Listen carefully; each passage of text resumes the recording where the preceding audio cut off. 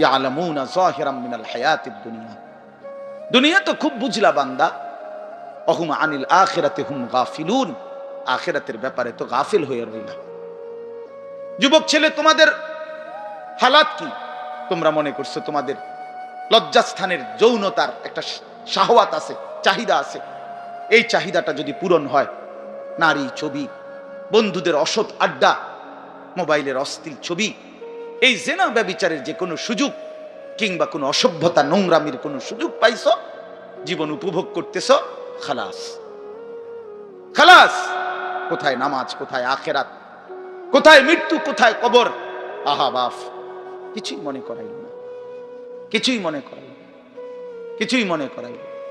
এরই নাম জিন্দিগি, এরই নাম মুসলমান। এখানেই জীবনের সমাপ্তি, আর কিছু নাই। কবর বলতে কিছু নাই, আখেরাত বলতে কিছু নাই।